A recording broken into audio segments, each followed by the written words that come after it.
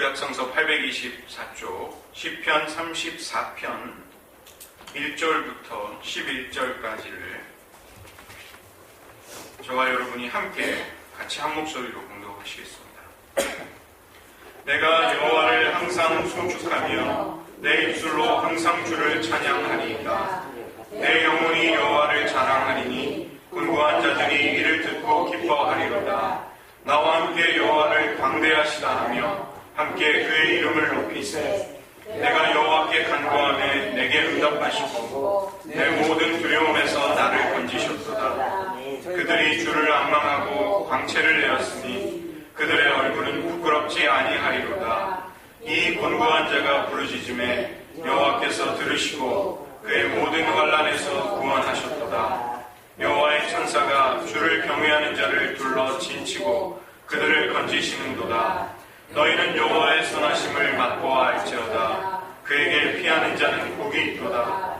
너희 성도들아 여호와를 경외하라. 그를 경외하는 자에게는 부족함이 없도다.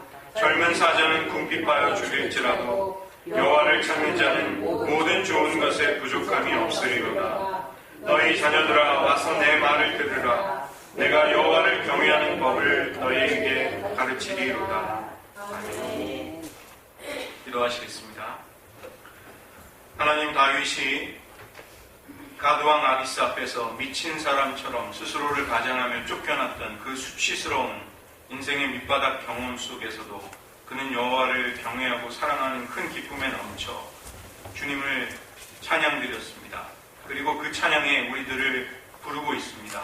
하나님, 저희들의 심령과 처지가 어떠하든지 우리도 항상 하나님을 기뻐하고 찬양하며 즐거워하는 심령으로 살아가게 하여 주시옵소서.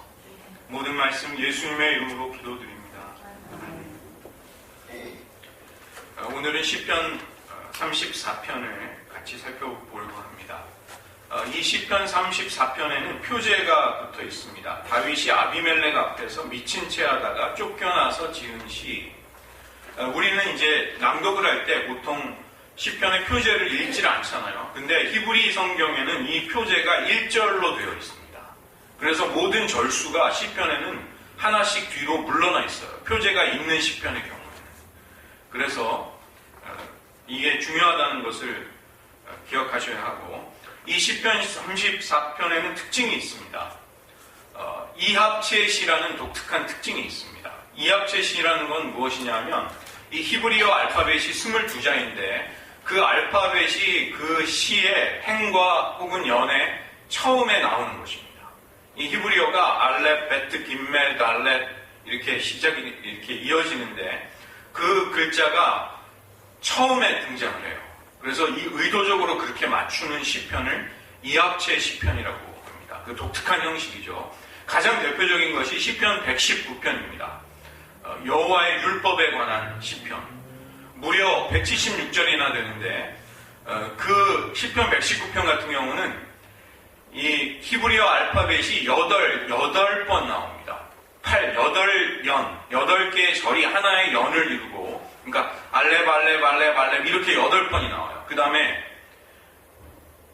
베트, 베트, 베트, 베트 이렇게 8번이 나옵니다. 그렇게 22글자가 진행이 되니까 22 곱하기 8, 그래서 176절이나 되는 시편이 그런 형식이 완성이 되는 거죠. 우리가 지금 34편을 보시면 22절까지 되어 있죠. 그래서 히브리어의 알파벳이 처음부터 1절, 2절, 3절 순으로 알렙, 베트, 김메, 달렛, 해, 바브 이렇게 쭉 연결이 이어지게 되어 있습니다. 이게 무슨 의미를 가질까요? 우선은 기억하기가 좋겠죠. 이합체로 되어 있으면 거기에 어떤 알파벳이 오느냐가 몇 번째 행을 가리키는지를 다 알 수 있으니까. 그 다음에 또 하나는 이 시상을 어떤 특정한 형식 속에 묶어둔다는 것은 참 어려운 일입니다. 우리가 그냥 마음껏 시인이 그 시를 마음껏 표현하는 것이 쉽지, 이런 특정한 형식 속에 자기가 느끼는 감정과 전달하려고 하는 정서를 거기다 응축해서 집어넣는다는 것은 어려운 일이죠. 그렇기 때문에 이렇게 만들어진 시편은 굉장히 이 시편이 고심하고 주의 깊게 만들어지고 다듬어졌다는 것을 의미하는 것입니다. 우리가 이렇게 우리의 감정을 그냥 터뜨리는 것도 감격이 있지만 사실은 그것을 곱씹고 묵상하고 정교하게 설계를 해서 어떤 표현의 형식을 만들어서 그 시구 하나를 표현하는 것, 그것 역시도 굉장히 거기에 이제 에너지와 많은 것들이 담기게 되는 것이죠. 이 시편 34편은 다윗의 생애 속의 사건들을 표제로 하는 시편 14편 중에서 5번째로 나오는데 그 배경은 사무엘상 21장 10절부터 15절입니다. 이 다윗이 이제 사울 왕의 시기 때문에 도망치게 되죠. 그래서 그는 그 나라의 경계 안에 있으면 언제든지 사울 왕이 군사들을 보내서 자기를 죽이려고 하니까 하는 수 없이 블레셋 가드의 왕 아기스에게로 찾아가서 잠시 몸을 의탁하려고 합니다. 그러나 그것은 그렇게 순탄한 방법은 아니었습니다. 왜냐하면 가드왕 아기스의 신하들이 또 다윗을 시기하고 의심했습니다. 그리고 하나님의 기름 부음을 받은 장차 왕이 될 다윗이 이방 왕의 신하 노릇을 한다는 것은 사실 말도 안 되는 것이죠. 그래서 결국은 거기서 이제 그 왕궁에서 빠져나와야 되는데 다윗은 어떻게 해도 방법이 없기 때문에 막 침을 흘려서 수염까지 침이 흘러내리는 미친 사람으로 자기 스스로를 가장해서 속여서 거기서 나온 것입니다. 저 미친 사람을 왜 나의 왕궁에 들였느냐, 당장 쫓아내라. 이렇게 해서 다윗은 그 어려운 가드 왕의 아기스의 그 왕궁에서 이제 벗어날 수가 있게 된 것이죠. 이런 체험이 사실 얼마나 충격적인 체험일까요? 멀쩡한 사람이, 그 고귀한 사람이, 하나님의 꿈과 큰 뜻을 품은 사람이 스스로를 남들에게 미친 사람으로 보일 정도로 수치스럽게 자기 자신을 가장해야 했던 그런 다윗. 그런데 이 다윗이 이 34편을 쓴 것입니다. 그리고 놀랍게도 다윗의 심령에는 이런 자기가 겪었던 그 엄청나고 수치스러운 경험과는 완전히 다른 분위기에 하나님을 깊이 신뢰하고 하나님이 나를 구원하셨다는 기쁨에 가득 찬 찬양이 터져나오고 있는 것이죠. 그 다음에 이 34편은 지혜의 시입니다. 지혜의 시.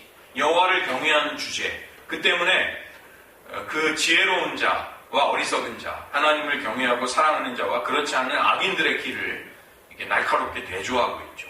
그리고 무엇이 지혜인가? 여호와를 경외하는 것이 이 지혜 문학에서는 가장 중요한 지혜, 호크마이기 때문에 이제 그런 구체적인 교훈들을 하고 있습니다. 다윗은 나와 함께 여호와를 높이자 이렇게 우리를 초청하고 있는 것이죠. 왜 그럴까요? 먼저는 다윗이 진짜를 경험했기 때문입니다. 그는 하나님의 은혜를 정말로 맛본 것입니다. 이게 남들에게 들어서나 간접적인 것을 가지고는 이렇게 초청을 할 수가 없습니다. 효험을 본 것입니다. 우리가 맛있는 것을 먹으면 저희도 이제 막 교우분들에게 이렇게 어디가 맛있습니다. 이렇게 소개해 드렸습니다. 그 다음에 또 장로님들이 또 어제는 골프가 또 얼마나 좋은 운동인지 설명을 너무 자세하게, 너무 실감나게 해주셔서 제가 막 이거 거의 설득당할 나도 쳐야 되나 막 이럴 정도로. 그게 어디에서 나오냐면 그런 호소력과 설득력은 진짜이기 때문에 내가 깊이 그 세계를 경험해보고 들어가 보았기 때문에 그 말을 할 수 있는 것이죠. 다윗이 바로 그런 것입니다. 나와 함께 여호와를 높이자. 내가 얼마나 비참한 일을 당했는지 아느냐. 그런데 나는 항상 여호와를 찬송하고 있다. 그 찬양에 너희들도 동참하자. 이렇게 말하는 것입니다. 두 번째는 다윗이 스스로를 곤고한 자라고 말하고 있거든요. 그런데 곤고한 자가 곤고한 사람을 직접 도와줄 수 있기 때문이 아니라 어디 가면 도움을 받을 수 있는지 그 도움의 출처를 알려주고 싶은 것입니다. 내가 도와줄 수 있어서 소개를 하는 게 아니라 내가 직접적인 도움이 돼서가 아니라 곤고한 사람들이여 나를 보십시오. 내가 정말로 곤고한 중에 구원을 체험했습니다. 나에게 그런 구원을 주신 하나님께 가십시오.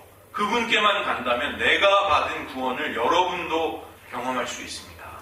이렇게 말해주고 싶은 것이죠. 그 다음에 항상 하나님을 찬양한다고 이야기합니다. 항상 기뻐하라. 쉬지 말고 기도하라. 범사에 감사하라. 데살로니가전서 5장 16절과 17절의 사도 바울의 권면과 상당히 유사한 것이죠. 여러분, 이 배경을 한번 생각해 보십시오. 목숨을 구걸하기 위해서 가드왕 아기스 앞에서 미친 사람처럼 침을 흘리고 그렇게 비참하게 쫓겨난 다윗이 나는 항상 여호와를 너무나도 기뻐하고 찬양하고 있다, 이렇게 말하는 것이죠. 그의 심령 속에 은혜가 가득하기 때문에 가능한 것입니다. 항상 기뻐하고 쉬지 말고 기도하고 범사에 어떻게 감사할 수 있는가? 은혜 가운데 살아가는 사람은 그게 가능한 것이죠. 은혜 가운데. 그 다음에 세 번째로 다윗은 자신의 경험을 타인에게도 도움이 될 수 있도록 일반화하고 있습니다. 4절부터 7절의 내용입니다. 다윗의 개인적인 경험은 매우 위태로운 데서 구원을 받은 경험이었습니다. 그래서 곤고한 중에 있는, 위기를 겪고 있는, 고난 중에 있는 사람들도 나처럼 하나님의 자비로우심을 신뢰하면서 똑같은 경험을 할 수 있다고 격려하는 것이죠. 6절에 보시면 곤고한 자가 부르짖을 때에 하나님이 그 기도를 들어주셨으며 구원해 주시는 경험을 내가 했노라. 7절에 보시면 여호와의 천사가 주를 경외하는 자들을 둘러서 진을 치고 그들을 위기에서 건져내 주시는 경험이 내가 겪었던 일이었습니다. 여러분도 그런 은혜를 동일하게 받으실 수 있습니다. 이렇게 말하는 것입니다. 네 번째로 다윗은 이 지혜 문학의 전통에서는 영적인 스승이 있어요. 내 말을 들으라. 그러면 너희들이 생명을 얻는다. 이렇게 그걸 이제 지혜의 교사라고도 부르는데 다윗이 그런 역할을 스스로 자청하는 것입니다. 내가 지혜의 교사가 돼서 너희들을 가르쳐주고 싶다. 알려주고 싶다. 내 경험에 비추어서 어떻게 하나님을 경외하는지, 경외하는 법을 알려주고 싶다, 이렇게 말하는 것입니다. 8절의 말씀을 보시면 여호와의 선하심을 맛보아 알지어다. 하나님의 선하심은 남들에게 설명 들어서는 알 수 없습니다. 맛을 봐야 됩니다. 우리가 가진 모든 감각기관을 다 동원하면 더 다채로운 맛이 나는 거죠. 듣고 보고 맛보고 만져보고 온몸으로 부딪혀보고 이렇게 하나님의 은혜를 경험해 보라는 것입니다. 8절 말씀에 보면 그에게 피하는 자는 복이 있도다, 이렇게 번역이 되어 있죠. 그냥 피하는 자, 피하는 사람, 이렇게 번역이 되어 있는데 이 사람, 이 피하는 자라는 말이 게베르란 말은 용사라는 뜻입니다. 용사, 힘이 센 사람, 강한 용사가 그에게 하나님께로 피한다는 말이죠. 이런 일들은 쉽게 볼 수 있는 광경이 아닙니다. 막 체격이 건장하고 막 근육이 울퉁불퉁하고 힘이 넘치는 사람이 남들에게 가서 저 힘이 너무 없으니까 저 좀 도와주세요, 이렇게 말하는 것은 참 보기 힘든 일이죠. 이제 그런 인상을 주는 것입니다. 그에게 피하는 자는 복이 있도다. 이것은 곤고한 자는 당연히 하나님께 도움을 받으러 가야죠. 그러면 용사는 어떨까요? 용사라도 가야 한다는 것입니다. 아무리 자신의 인생에 자신만만하고 내가 지혜롭고 똑똑하고 내 인생을 잘 살 수 있다고 자신하는 사람들 소용없습니다. 그런 사람들도 하나님께 피해야 합니다. 하나님께 도망쳐야 합니다. 인생의 위기 앞에서 살 수 있는 길은 오직 하나님 한 분이시기 때문에 그런 것입니다. 이 말은 모두가 다 그분께 가야 한다는 것을, 피하여 도망쳐야 한다는 것을 말하는 것이죠. 두 번째로 11절을 보시면 여호와를 경외하는 법을 가르친다. 이것이 무엇을 의미할까요? 이것이 경외하기를 가르친다는 말은 가르치면서 또 배울 수 있다는 뜻입니다. 가르쳐 줄 수도 있고 배울 수도 있는 것이다.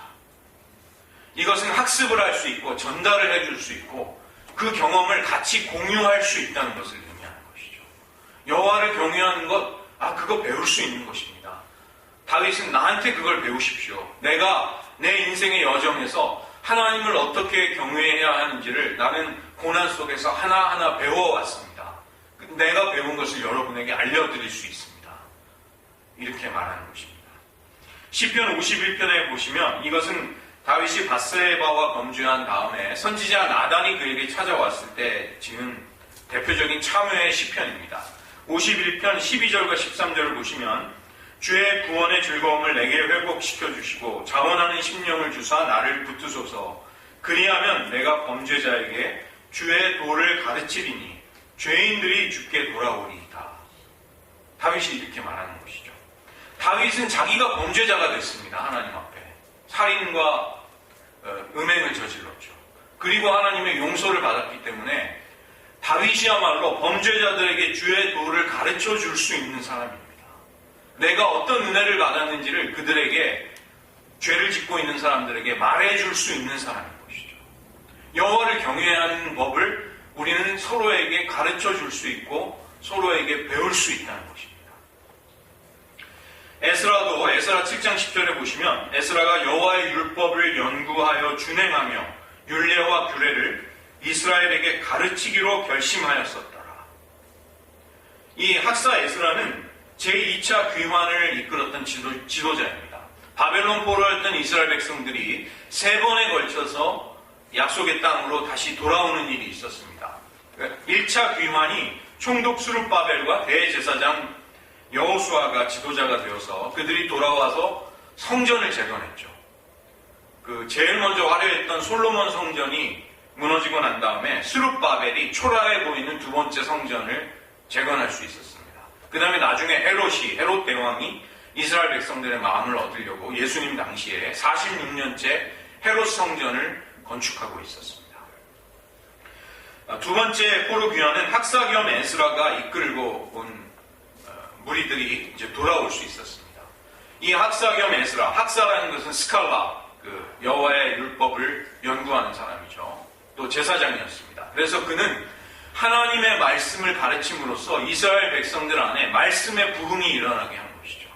우리들이 누구인가, 자기들의 정체성을 깨닫게 하는 중요한 내적인 부흥이 일어나게 한 것입니다. 그 다음에 세 번째 귀환의 지도자는 느헤미야였습니다.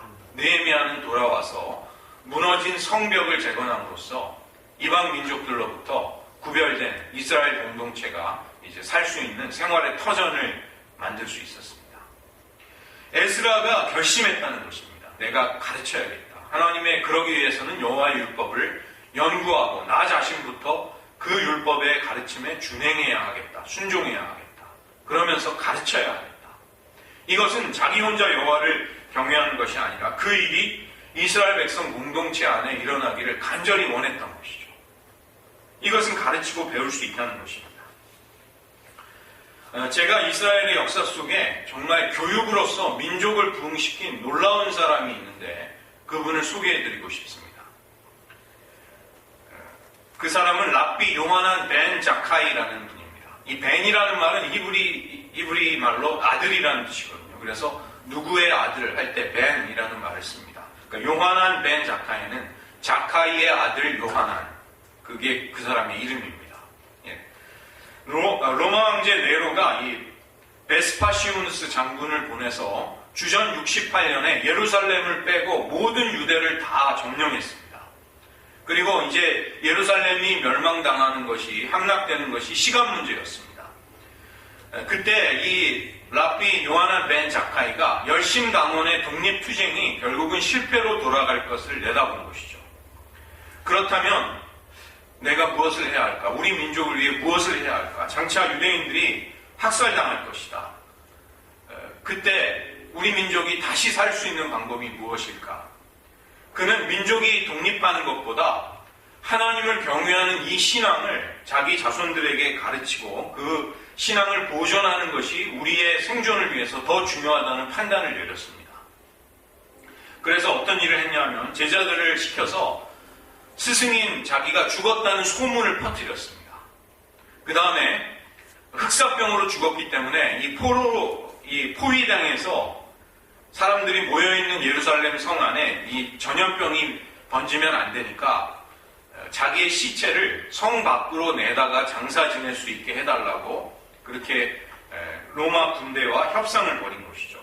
다행히 로마 군대가 그것을 허락해 주었습니다. 그래서 이 랍비 요하난 벤 자카이는 관 속에 자기가 죽은 척하고 제자들이 내가는 관에 실려서 예루살렘 성 밖으로 탈출할 수 있었습니다. 그리고 그는 대담하게 베스파시우누스 베스파시아누스 장군을 찾아갔습니다. 그리고 당신이 장차 로마의 황제가 될 것입니다. 그때 우리 민족을 생각해서 딱 한 가지만 나의 소원을 청을 들어주십시오. 이렇게 했습니다. 예루살렘이 멸망당하더라도 야브네라는 작은 마을만은 로마군이 거기를 침략하지 말고 파괴하지 말아 주십시오. 그것을 부탁했습니다. 놀랍게도 주후 69년에 네로 황제가 이제 반란으로 죽고 난 다음에 몇 명의 황제들이 잠깐씩 그 황제직을 차지하고 있다가 로마의 원로원이 베스파시우누스 장군에게 로마 황제로 그를 추대하는 일이 생긴 것이죠.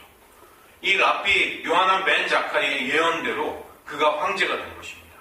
그래서 그는 자기의 아들 티투스 장군을 보내서 유대 땅을 완전히 함락시킬 때 자기 그 요청했던 청을 꼭 지키라고 자기 아들에게 명령을 내린 것입니다.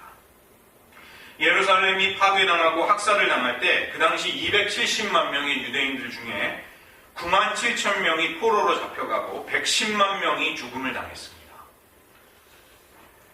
요하난 벤 자카이는 바리세파 사람들을 데리고 텔아비브 남동쪽 20km에 있는 야브네라는 그 작은 마을로 가서 율법을 가르치는 예시바 학교를 세웠습니다.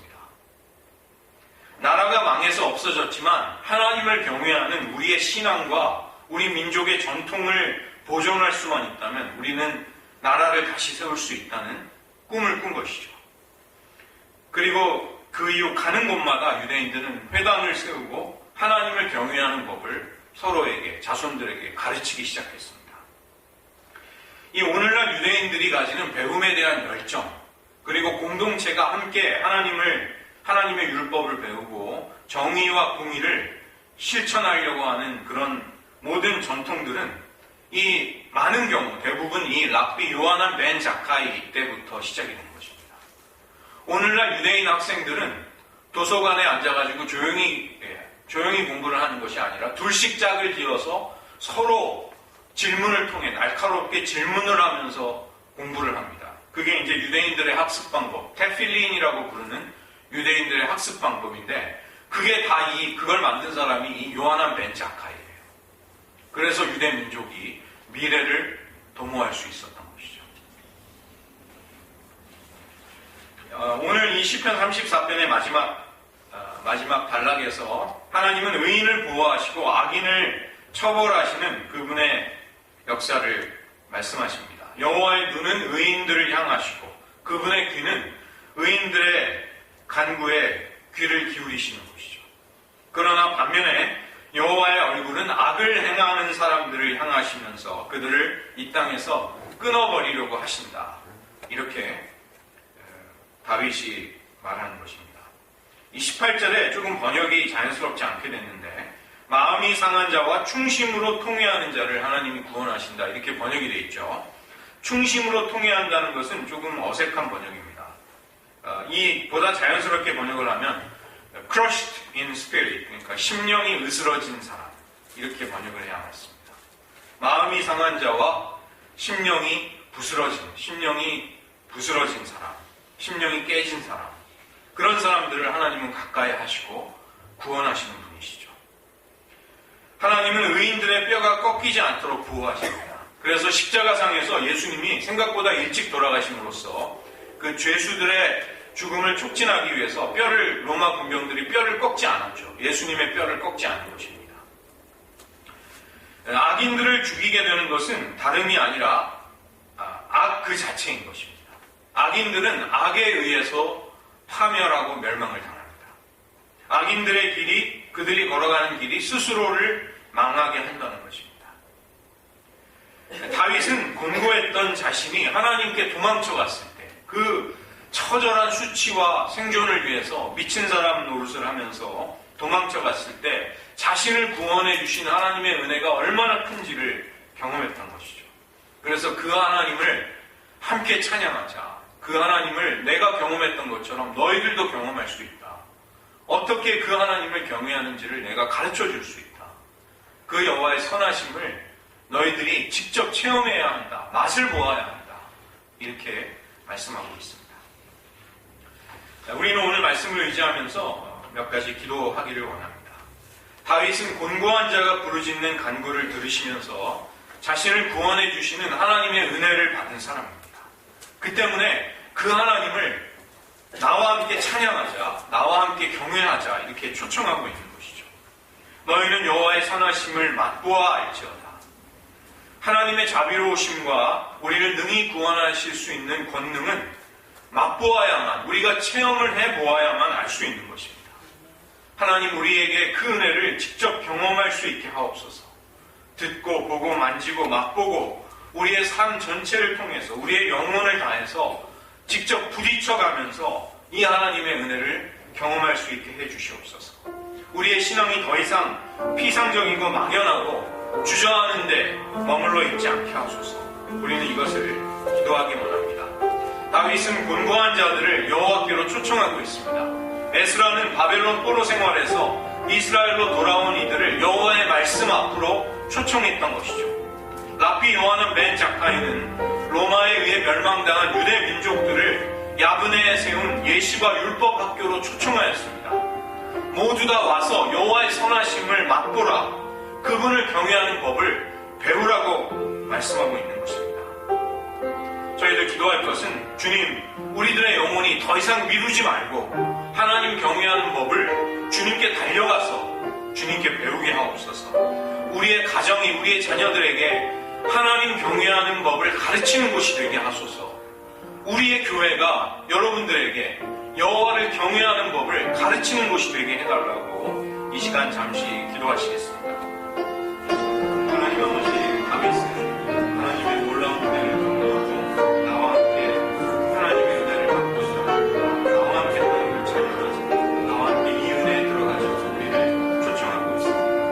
하나님, 저희를 주저하고 두려워하고 머뭇해서 속적인 모든 마음을 내려놓게 하시고 우리가 서로가 서로에게 하나님이 얼마나 선하시고 아름다운 분이신지를 경험하고 그것을 서로에게 경험할 수 있는 아름다운 역사들이 되게 주시옵소서. 여호와를 어떻게 경외할 수 있는지 가르쳐 주시고 우리가 배운 바를 우리의 사랑하는 이들과 나누며 다른 이들에게 전할 수 있는 은혜 허락하여 주시옵소서. 두 번째로 한 가지 더 기도하겠습니다. 여호와께 피하여 가는 자는 복이 있도다. 여호와께 피하여 간다는 것은 여호와를 경외하며 그분을 찾는 것입니다. 상한 마음과 깨어진 심령을 가지고 하나님의 은혜와 긍휼을 구하는 것입니다. 여호와께 피하여 가는 자는 다 벌을 받지 아니하리로다. 22절의 약속입니다. 우리가 해야 할 일은 하나님께 전심으로 피하여 가는 것입니다. 여러분의 삶에 곤고함을 겪을 때 혼자 머물러 있으셔서는 안 됩니다. 하나님께 나아가 그분의 선하심을 맛보게 하여 주시옵소서. 용사라도, 예배르, 용사라도 하나님께 피하라고 말씀하고 있습니다. 다윗은 시편 34편에서 자신의 경험을 나누고 있습니다. 우리에게는 다윗보다도 더 주목해야 할 분이 계시죠. 우리의 구주 예수님이십니다. 예수님은 그분의 생의 모든 고난 중에 곤고하실 때 혼자가 아니셨습니다. 아버지께서 함께 계셨고 주님의 통곡과 울부짖는 기도를 들어주시는 하나님이 그분의 여정에 동행하여 주셨습니다. 죽음에서 예수님을 이끌어 올리시고 그분의 뼈가 하나도 꺾이지 않도록 의인에게 주시는 보호를 허락하신 것이죠. 우리는 이 시간 다윗과 함께 이 시편을 불러야 하겠습니다. 무엇보다도 누구보다도 예수님과 함께 이 시편을 우리의 신앙의 고백으로, 우리의 노래로, 우리의 기도로 불러야 한다는 것입니다. 이 시간 함께 기도하실 때 주님, 이 시편 34편의 고백이 다윗과 함께, 예수님과 함께 우리의 심령에서 드리는 하나님께 피하여 가는 자의 노래가 되게 하시고 기도가 되게 하소서. 잠시 여러분의 입술로 기도하시겠습니다.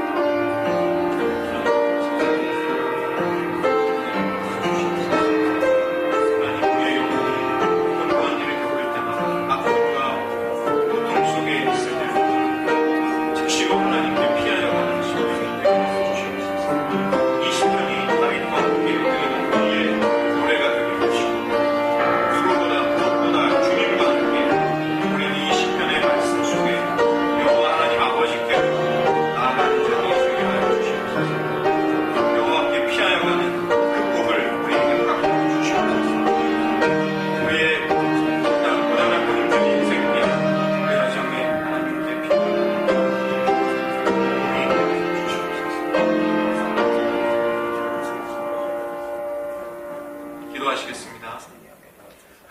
당시 다윗은 자신의 생명을 구걸하기 위해 가드왕 아비스 앞에서 침을 흘리며 미친 사람으로 가장하여 수치스럽게 생명을 던졌습니다.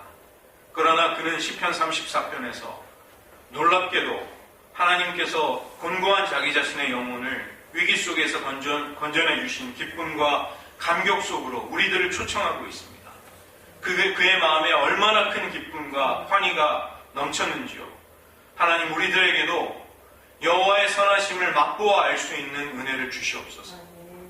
우리가 다른 누구를 통해 학습을 통해서가 아니라 나의 살아있는 경험과 체험 속에서 너무나도 선하신, 너무나도 달콤한 하나님의 은혜를 맛보게 하여 주시옵소서. 우리가 배우게 된, 우리가 체득하게 된 여호와를 어떻게 경외해야 할지를 가르치는 자가 또한 되게 하여 주시옵소서. 우리의 자녀들이 부모님으로부터 여호와 경외하기를 배울 수 있는 가정들이 되게 하여 주시옵소서. 하나님, 이 교회가 목회자와 성도들 모두가 다 여호와 경외하기를 서로가 서로에게 가르치고 서로가 서로로부터 배울 수 있는 곳이 되게 하여 주시옵소서.